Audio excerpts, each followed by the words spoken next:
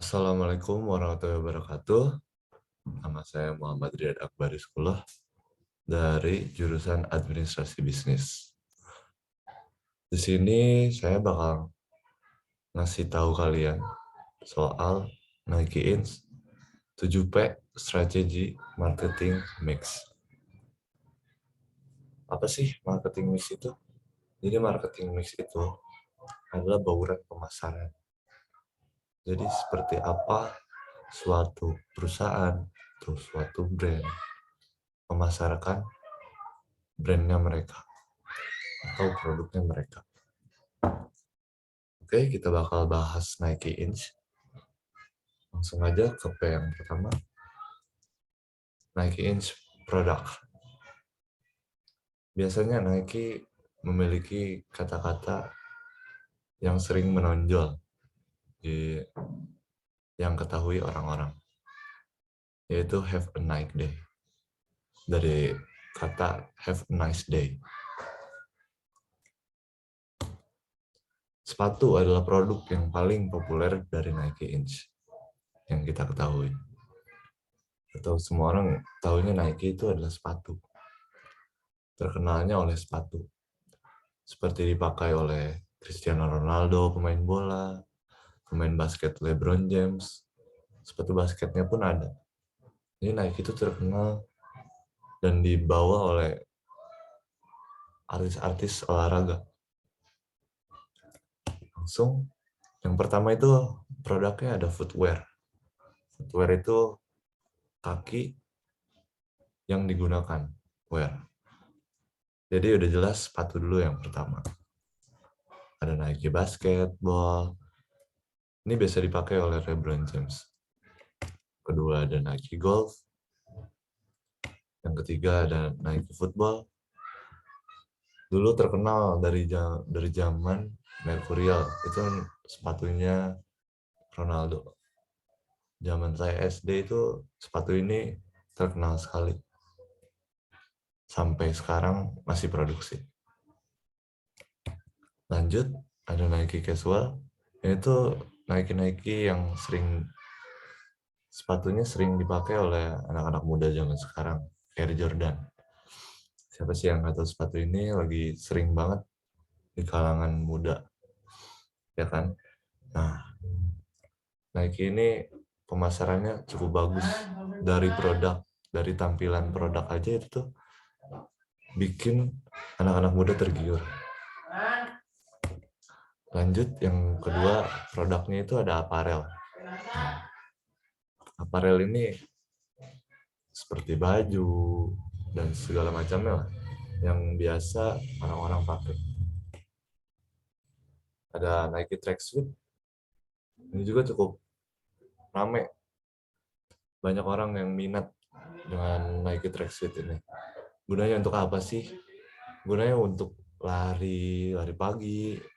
Pakai jaket kan enak gitu kan. Nggak dingin-dingin banget. Terus yang kedua ada Nike Pro. Ini biasanya digunain buat orang-orang yang nge-gym. Bukan karena gambarnya cewek, terus Nike ngeluarin produk buat cewek doang, tapi ada juga buat cowoknya. Jadi biasanya orang-orang nge-gym, orang-orang yang apa ya, sekarang tuh kayak ya pokoknya olahraga yang ringan lah, fitness segala macam pokoknya. Itu tuh biasanya orang-orang pakai Nike Pro. Nah, tas Nike Brasilia. Nah, itu tasnya Nike. Nah, atau Nike bag. Brasilia ini tuh adalah salah satu brand yang paling laris di Nike. Kenapa? Karena tas ini diperluin sama orang-orang banyak. Masa sih kalian mau olahraga, kalian masih bawa barang, handuk, segala macam. Pasti kalian butuh tas. Makanya Nike ngeluarin tas. Nggak cuman sepatu. Padahal orang-orang tahunya tuh Nike itu sepatu. Tapi Nike itu ternyata banyak. Nggak cuman sepatu. Equipment dan aksesoris. Kenapa tadi tas nggak masuk ke equipment? Karena menurut saya itu udah terlalu laris, saking larisnya tuh itu masuknya ke aparel. Jadi kalau aku equipment dan aksesoris itu belum terlalu laris, cuman ini tuh jadi barang add-on-nya gitu loh. Nah, misalnya bola basket. Ini lumayan dibutuhin buat orang-orang kayak buat latihan atau apapun itu, tapi nggak terlalu laris karena masih banyak brand-brand yang lain selain Nike. Udah terlalu banyak maksudnya. Nanti kemasuknya Nike equipment. Bola volley, bola football, bola banyak lah pokoknya, bola takraw, macam-macam. Nike itu ngeluarin bola. Jadi nggak cuma sepatu. Terus Nike aksesoris. Yang kita tahu ada Nike Watch. Nike Watch itu bagus, kayak kayak menurut aku sih kayak Apple Watch lagi ya. Nike ngeluarin smartwatch buat tahu kalau misalnya kita lagi running, lari-lari keliling komplek, itu tuh kita kira-kira ngurangin kalori berapa gitu. Buat orang-orang yang mungkin buat orang-orang yang diet ya sering pakai kayak gini. Tapi sebenarnya nggak orang-orang yang diet doang, karena Nike Watch ini juga cukup banyak aplikasinya. Terus nggak cuma itu, ada topi, ada kacamata, dan banyak-banyak yang lainnya sih, seperti headband atau gelang untuk keseharian kita ya. Banyak sih yang produk-produk Nike yang bagus aksesorisnya. Jadi nggak cuma yang ada di gambar ini aja gitu. Langsung ke P yang selanjutnya, yaitu Nike Price and Pricing Strategies. Nike itu bikin produk tuh harganya seperti apa sih? Kenapa berani harganya mahal sih? Tapi kenapa ada juga yang murah? Nah, kita bahas. Pertama, Nike itu menggunakan strategi value based pricing strategy, yaitu strategi penetapan harga berbasis nilai. Nilai kayak gimana sih? Jadi nilai itu diambil dari vote atau orang-orang ngasih nilai ke brand yang udah dibeli mereka, lalu disampaikan ke Nike, dan Nike mengelola si komentar-komentar dari pembeli.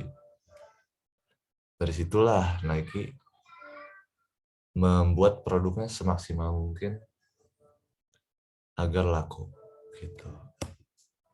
Yang kedua ada premium pricing strategy. Nah, premium pricing strategy itu adalah strategi penetapan harga premium. Sebenarnya nggak beda jauh dari yang tadi, cuman ini disebutnya premium. Jadi dalam menggunakan strategi penetapan harga premium ini, sebagian besar dari marketing mix Nike menikmati margin keuntungan yang lebih tinggi dan potensi pendapatan penjualan yang lebih tinggi. Karena kenapa? Pelanggan mengaitkan status premium dengan produk perusahaan. Nah, poin yang relevan adalah bahwa berdasarkan analisis PESTEL dari Nike Inc., status premium dan harga premium terkait dengan tren sosial, budaya, dan ekonomi di lingkungan industri. Jadi, di premium pricing strategy ini tuh, si Nike ngeluarin harga tuh di setiap country atau negara tuh berbeda-beda. Karena menyesuaikan dengan industri mereka. Gitu. Jadi wajar kalau misalnya kalian beli di misalnya di USA atau di mana, kalian tuh bisa dapat harga yang lebih menggiurkan gitu, lebih murah dibandingkan misalnya dengan di Papua kan, yang susah-susah gitu nyari dapat barang Nike itu biasanya lebih mahal karena industrinya kurang memungkinkan. Jadi Nike kurang pede ke ngejual di industri seperti itu gitu. Ini Nike itu pinter nyari industri yang berkembang, harganya jatuhin, banyak pembeli begitu. Nah, place distribution in Nike's marketing, ini yang ketiga, yaitu tempat Nike, penjualan Nike, ataupun yang Nike, produk Nike keluarin, dijual itu di mana aja sih? Kita kan mungkin ada yang belum tahu atau seperti apa ya tempat-tempatnya Nike itu. Ini dia. Yang pertama itu ada Nike Retail Store. Ini gambarnya tuh di Nike Soul. Ini tuh tokonya baru opening 2019. Jadi Nike tuh punya banyak store. Kayaknya kalau sekarang sih di dunia mungkin ada di semua negara ya tokonya Nike ini. Oke, saya benerin rambut dulu bentar. Udah banyak banget pokoknya si toko Nike ini. Terus ada di Nike Online Store. Jadi kalian tuh nggak cuma harus ke toko. Meskipun toko Nike itu banyak, kalian tuh nggak harus datang ke tokonya sebenarnya. Kalian juga bisa ke www.nike.com. Terus ada juga sih kayak reseller-reseller gitu yang jual brandnya Nike ini. Jadi Nike itu nggak cuman harus datang ke tempat aja, kalian juga bisa beli di online store. Terus ada Nike Town Company. Jadi ini tuh milik perusahaan. Jadi si perusahaan tuh kerja di Nike Town ini, yaitu bertempat di London Outlet. Retail store itu tempat yang paling signifikan di mana produk Nike dijual karena tempatnya berlokasi strategi dan mudah diakses di berbagai pasar di seluruh dunia. Jadi semua pasar Nike yang tadi saya sebutin kan banyak gitu kan Nike itu toko-tokonya. Cuman itu tuh mereka tuh dapat produknya dari mana sih? Nah, dari si Nike Town ini, dari London. Gitu guys.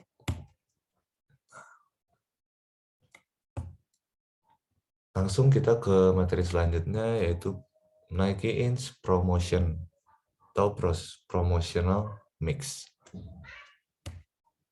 Nah, Nike itu memiliki marketing mix element, juga dikenal sebagai marketing mix komunikasi pemasaran, yang melibatkan taktik digunakan untuk berkomunikasi dengan pasar sasarannya.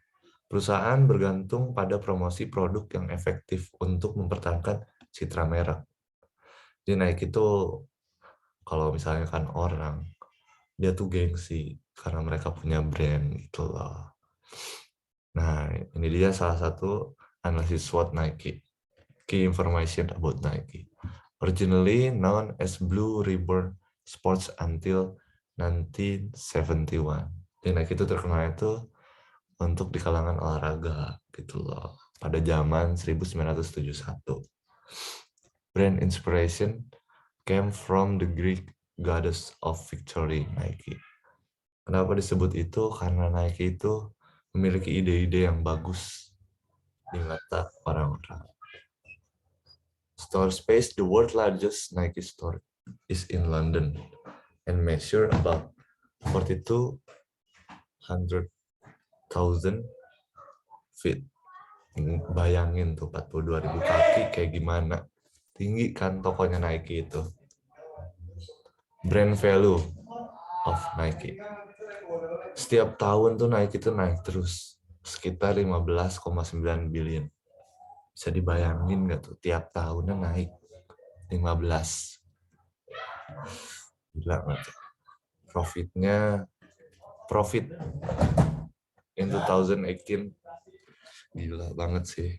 Emang Nike itu salah satu brand yang keren karena orang-orang tuh butuh ke dia tuh.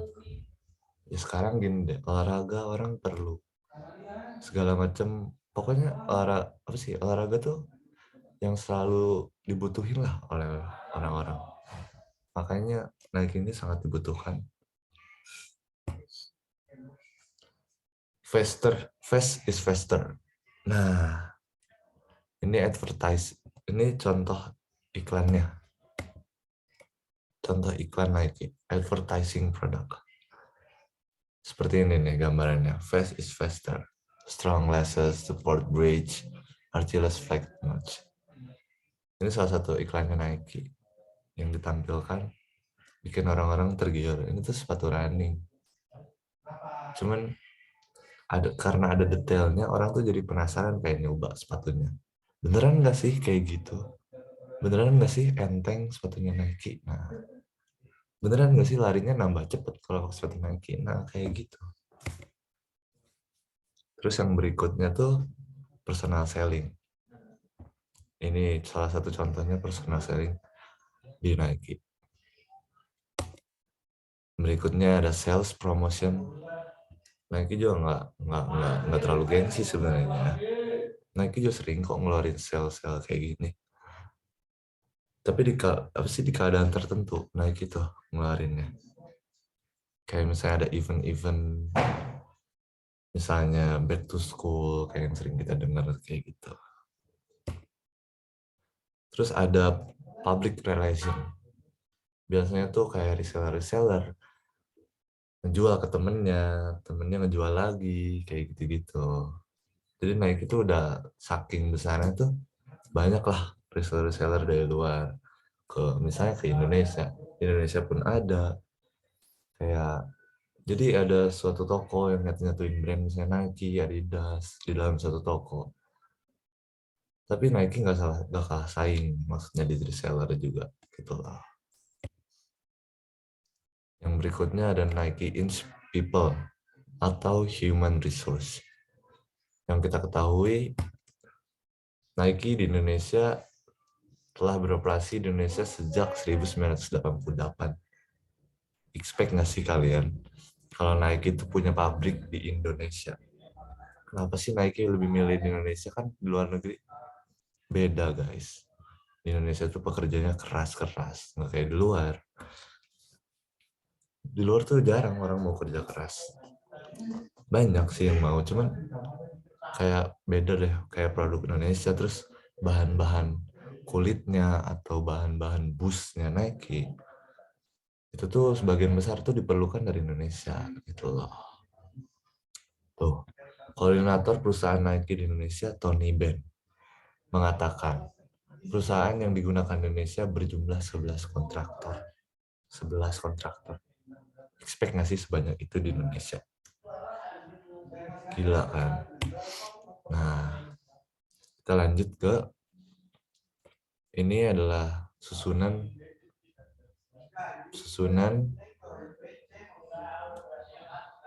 nah ini adalah susunan anggota Nike. Yang pertama ada Mark Parker sebagai presiden Nike. Terus ada Trevor Edward, turun lagi ke David Ayer, John Slusser, Michael Spillane, turun lagi ke Andy Champion, Eric Sprang, and Hillary Grant. Nah, keterangannya, si R itu bertugas mengawasi dampak lingkungan dan isu pertahanan, praktek pemburuan, dan masalah tanggung jawab perusahaan dalam keputusan bisnis utama. Terus ada wakil presiden. Wakil presiden itu seperti Trevor Edwards, David Ayer, John Slusser, Michael Spillane. Mereka itu wakil presiden karena presidennya itu Mark Parker. Tugasnya ngapain sih? Bisnis dan inovasi berkelanjutan laporan langsung kepada presiden dan CEO Mark Parker. CEO bertugas untuk mengelola tim khusus dengan bisnis eksekutif fungsional untuk mengembangkan dan meninjau kebijakan dengan pengawasan Dewan, menyetujui investasi dan mengevaluasi dan memperbaiki pendekatan dan direktur perusahaan. Gitu. Yang selanjutnya ada SB dan I-Team bertindak sebagai katalis untuk seluruh perusahaan keberlanjutan. Terdiri dari perusahaan 130 orang, tim memimpin pengembangan strategi keberlanjutan, menyediakan keahlian konten dan konstelasi kepada tim seluruh perusahaan. Bekerja sama dengan spesialis keberkelanjutan di bagian lain dari organisasi integrasi keberlanjutan, drivers, memimpin engagement, dan para pemangku kepentingan. Terus bekerja untuk mengurangi resiko dan memfasilitasi kepatuhan, dan melamporkan kemajuan perusahaan untuk skala dampak inovasi berkelanjutan di luar Nike. Yang terakhir, ada komite eksekutif tingkat baru untuk inovasi berkelanjutan juga mengarahkan upaya perusahaan khusus inovasi. Nah, yang selanjutnya adalah Nike Inc. Process. Ini tuh marketingnya Nike tuh kayak gimana sih prosesnya? bisa Nike sampai sekarang bisa sehebat itu gitu loh. Nah, figur 9 sampai 2 sampai figur 9 sampai 2 rantai pasokan Nike. Ini dia strategi atau prosesnya Nike. Yang pertama itu plan, terus design, terus make, terus move. Jadi Nike itu pertama-tama ngeluarin ide dulu, mereka mengumpulkan ide, lalu setelah itu memikirkan desainnya. Setelah desainnya sempurna, mereka membuat barangnya, membuat produknya sebagus mungkin. Setelah itu baru move. Kenapa move? Karena Nike itu tokonya banyak, jadi si produk itu langsung disebarkan ke seluruh dunia, seluruh negara, ke seluruh tokonya Nike. Keren, keren, keren. Yang selanjutnya ada Nike Edge Physical Evidence. Bukti kalau Nike itu memiliki tempat, perusahaan, dan segala macamnya. Nah, ini dia. Contoh-contoh store-nya Nike atau perusahaannya Nike.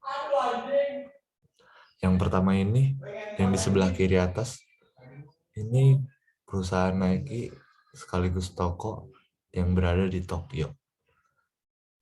Tokyo, lihat sekeren ini guys. Bisa dibayangin gak Nike itu perusahaan sebesar apa? Ini cuma di Tokyo. Belum lagi di Bangkok. Dan di Bangkok itu nggak cuma satu store Nike. Pasti banyak sekali store-store Nike. Yang ini di USA dan yang kanan di Jerman.